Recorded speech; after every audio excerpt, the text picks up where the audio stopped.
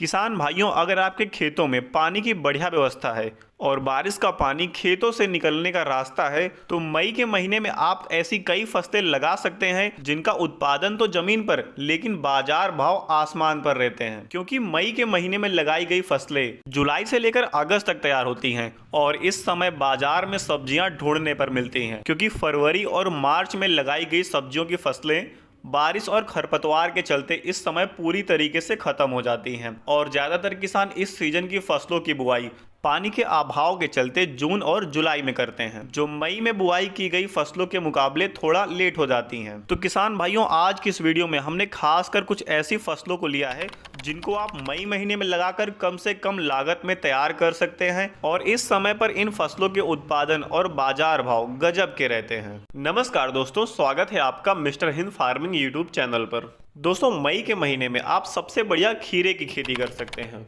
और मई के महीने में लगाया गया खीरा जून महीने के अंतिम सप्ताह से लेकर जुलाई महीने में निकलना शुरू हो जाता है और इस समय खीरे के भाव आसमान पर रहते हैं। क्योंकि सीजन की पहली बारिश के साथ नदियों पर की गई खीरे की खेती और किसानों के पुराने खीरे की फसल लगभग पूरी तरीके से खत्म हो जाती है। और खीरे की फसल की सबसे बढ़िया बात है कि कम से कम लागत में 40 से 45 दिनों में इसकी पहली हार्वेस्टिंग स्टार्ट हो जाती है और अगर 15 से 20 रुपए किलोग्राम तक का भी रेट मिल गया तो बढ़िया मुनाफा देखने को मिल जाता है। लेकिन इस समय पर खीरे की बुआई करते समय इस बात का जरूर ध्यान रखिए कि जिस भी खेत में खीरे की फसल लगाया जाए उस खेत से बारिश का पानी निकलने का रास्ता होना चाहिए और बुआई बेड या फिर कुल्ले बनाकर करिए, क्योंकि खीरे की फसल पानी का भराव थोड़ा भी सहन नहीं कर पाती। दूसरा किसान भाइयों, आप मई के महीने में करेले की बुआई कर सकते हैं और इस समय पर की गई करेले की बुआई से जुलाई से लेकर अक्टूबर से नवंबर तक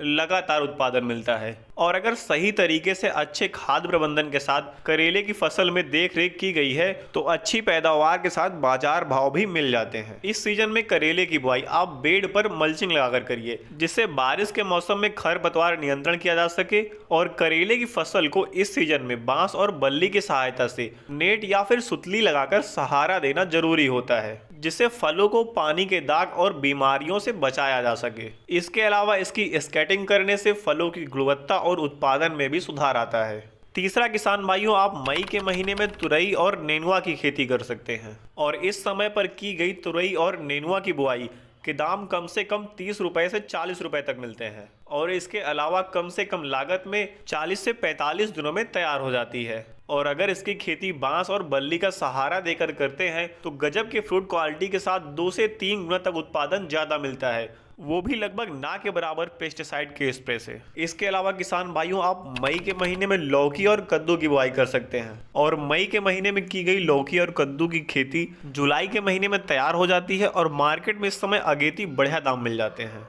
इसके अलावा किसान भाइयों, आप मई के महीने में अगेती भिंडी की बुआई कर सकते हैं और इस समय पर लगाई जाने वाली भिंडी अंतिम जून से निकलना स्टार्ट होती है और इस समय पर भी मार्केट में भिंडी के बढ़िया दाम देखने को मिलते हैं, क्योंकि इस समय फरवरी और मार्च की भिंडी लगभग खत्म हो जाती है या फिर कीड़ा लग जाता है और जून और जुलाई की भिंडी तैयार नहीं रहती।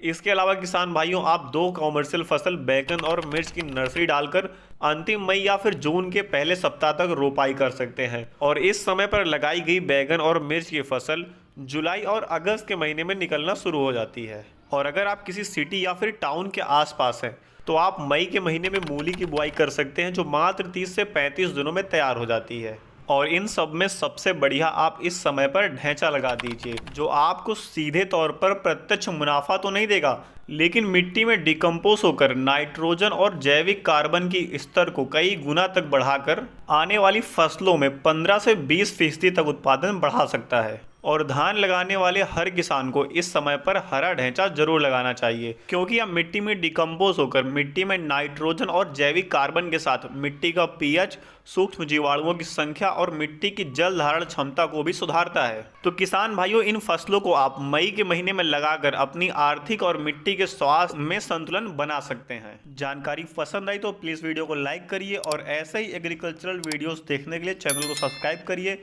मिलते हैं नेक्स्ट वीडियो में, तब तक के लिए जय हिंद।